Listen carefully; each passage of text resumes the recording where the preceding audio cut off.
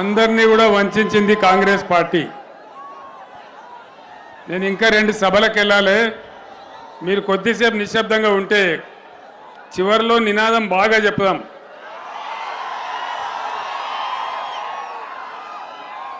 కాంగ్రెస్ 6 గ్యారంటీలు 420 హామీలు ఇచ్చింది. ఒక ఉచిత బస్సు అనేది తప్ప ఇంకా ఏది కూడా నెరవేర్చలేదు. ఆ విషయం మనందరికీ తెలుసు. రైతు బంధు అందరికి పడ్డదా? పడలేదా? నర్సాపూర్లో కూడా వల్లే. 2 లక్షల రుణమాఫీ జరిగిందా? జరగలేదా? ఆనాడేమో ముఖ్యమంత్రి కేసీఆర్ ₹1,00,000 మాఫీ చేసిండు. నేను 2 లక్షలు మాఫీ చేస్తా, డిసెంబర్ 9 తారీఖు నాడు ఉదయం 9:30కే మొత్తం మీ రుణం మాఫీ చేస్తానన్నాడు. జరగలేదు కదా? కరెంటు సరిగా వస్తుందా? మరి ఎక్కడికి పోయింది మన కరెంటు? 9 ఏళ్ళు బ్రహ్మాండంగా వచ్చినటువంటి కరెంటు ఎక్కడికి పోయింది?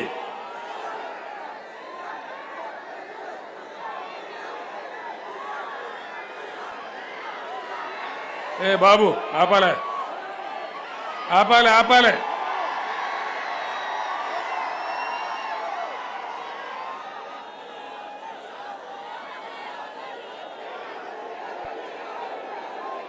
ఏ బాబు ఆపాలి, మీరు ఆపానే. అదేవిధంగా అనేక హామీలు అరచేతిలో వైకుంఠం చూపించినట్టుగా ఒక్కొక్కరికి ఒక్కొక్క రకమైన హామీ ఇచ్చినారు. విద్యార్థులకు 5 లక్షల కార్డు ఇస్తామన్నారు. రైతు కూలీలకు కూడా నెలకు ₹1,200 ఇస్తామని చెప్పినారు. ఫ్రీ బస్సు పెట్టి ఆటో రిక్షా కార్మికుల నోర్లు కొట్టినారు. సాగునీళ్లు లేవు. మిషన్ భగీరథ బ్రహ్మాండంగా పట్టణంలో ₹1 కనెక్షన్ ఇచ్చి గ్రామాలలో రూపాయి కూడా లేకుండా ప్రతి ఇంటికి నల్లా ఇచ్చి పుష్కలంగా వచ్చిన భగీరథ మంచినీళ్ళు కూడా మాయమైపోయినాయి. ఎక్కడికి పోయినాయి ఆ నీళ్లు? కరెంట్ ఎక్కడికి పోయింది? 5 నెలలనే ఇంత ఆగమాగం ఎందుకైతా ఉంది? ధాన్యం కొంటున్నారా? వడ్లు కొంటున్నారా? పోతలేవా? 500 బోనస్ వస్తున్నదా? బోనస్ బోగసే అయిందా? ఏది కూడా ఏ విషయంలో కూడా ఇదే పద్ధతిలో జరుగుతూ ఉంది. రైతు బంధు కూడా రేపు వ్యవసాయం చేసినోనికే ఇస్తారట, పొలం దున్తేనే ఇస్తారట. ఇంతకుముందు అట్లా వచ్చిందా? ఇంతకుముందు అందరికి వచ్చింది కదా, టైం మీద పడ్డది కదా. ఇంకా మజాక్ ఏంటంటే రైతు బంధు ఎప్పుడు ఇవ్వాలి? వరి నాటేసేటప్పుడు ఇవ్వాలి, నాట్లు పడే ముందు ఇవ్వాలి. ఇస్తే అది ఉపయోగపడుతుంది. కోతలైనవి కల్లాలైనవి ఇప్పుడు రైతు బంధు వేస్తా అంటారు. ఇంతకన్నా పెద్ద జోక్ ఇంకేమైనా ఉంటుందా? కాబట్టి నేను అనేది ఏంటంటే ఒక తల లేకుండా తోక లేకుండా ఈ ప్రభుత్వం అనేక రకాలుగా తెలంగాణను నష్టపరుస్తూ ఉంది. కరెంటు కోతలు పెట్టడం వల్ల హైదరాబాద్ నగరంలో పరిశ్రమలు వెళ్ళిపోయే పరిస్థితి ఉంది. ఐటీ ఇండస్ట్రీ దెబ్బతినే పరిస్థితి ఉంది. మన నర్సాపూర్ ప్రాంతానికి వస్తే బ్రహ్మాండంగా నేను కోమటి బండల నుంచి ప్రత్యేకమైన లైన్ వేయించిన మంచినీళ్ళు బాగా రావాలని, కాళేశ్వరం ప్రాజెక్టుతోని నర్సాపూర్ లింక్ కావాలని, ఇక్కడ 1,50,000 ఎకరాలకు నీళ్ళు రావాలని మన శంకరంపేట నుంచి కాలువలు తవ్వుతూ ఉన్నారు. అవన్నీ మీ కళ్ళ ముందట్నే ఉన్నాయి. మల్లన్న సాగర్ నుంచి ఒకసారి నీళ్ళు రావడం మొదలైతే నర్సాపూర్ బంగారు తునుక అవుతుంది. దాన్ని మనం ఇవాళ ఈ కాంగ్రెస్ ప్రభుత్వం చేస్తుందనే నమ్మకం నాకు లేదు. దానికోసం ఆ కాలువ పూర్తి కావాలి, మల్లన్న సాగర్ నుంచి బ్రహ్మాండంగా నర్సాపూర్కు నీళ్ళు రావాలి అంటే ఎంపీగా వెంకటరామరెడ్డి సార్ గెలవాలి. ఎందుకంటే మనందరం కలిసి యుద్ధం చేస్తే తప్ప ఈ ప్రభుత్వం నీళ్ళు ఇచ్చేటువంటి ఆచారంలో లేదు. మనకు అర్థమవుతా ఉంది.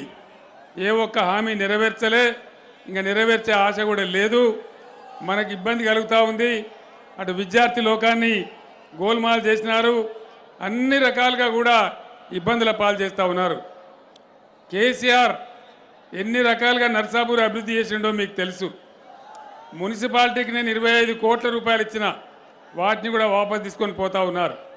గ్రామాల డెవలప్మెంట్ కోసం కూడా డబ్బులు ఇచ్చినాం, వాటిని కూడా వాపసు తీసుకొని పోతా ఉన్నారు. ఏ రకంగా కూడా క్యాన్సిల్ చేయడమే తప్ప ఏ విధంగా మనకు ఖచ్చితంగా వాళ్ళు ఇచ్చేటువంటి పరిస్థితి లేదు. మన కొల్చారం మండలంలో మల్లినాథ సూరి పేరు మీద మనం యూనివర్సిటీ పెడదామనుకున్నాం, దాన్ని కూడా చేసే పరిస్థితులలో ఈ కాంగ్రెస్ ప్రభుత్వం లేదు. అదేవిధంగా బీఆర్ఎస్ గవర్నమెంట్ ఉన్నప్పుడు హల్దీ వాగు మీద మంజీరా నది మీద ఎన్ని చెక్ డ్యాములు నేను కట్టించినో మీకు తెలుసు.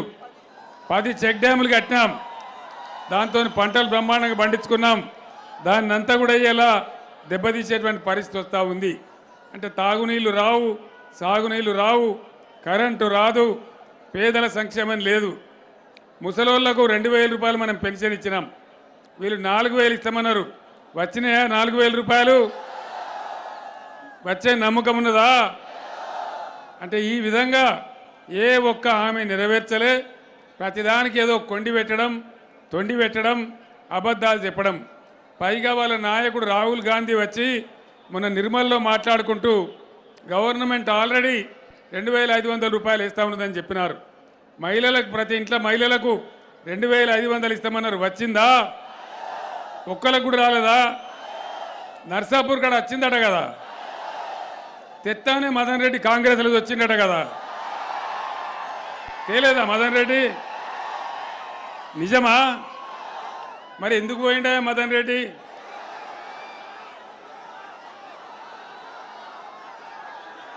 పైచలక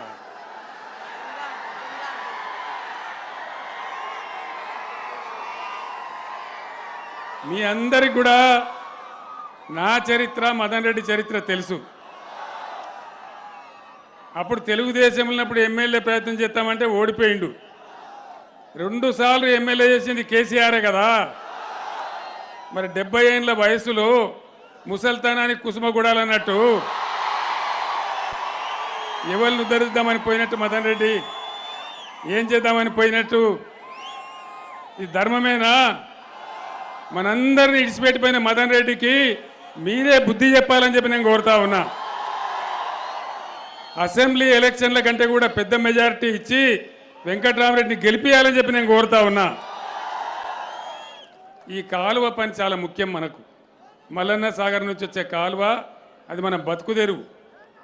మనం నర్సాపూర్ మీద ఉండే ప్రేమతోని సునీత గారు గెలిచిన కాడి నుంచి దాని స్పీడ్ పెంచి నీళ్లు తెచ్చే ప్రయత్నాలు చేస్తూ ఉన్నాం. ఈ కాంగ్రెస్ మెడలు వంచి నీళ్లు తేవానంటే ఖచ్చితంగా పార్లమెంట్ ఎన్నికల్లో వెంకట్రామరెడ్డి గారిని గెలిపించాలి. ఆయనతో పాటు మనందరం కూడా యుద్ధం చేయడానికి సిద్ధంగా ఉండాలి.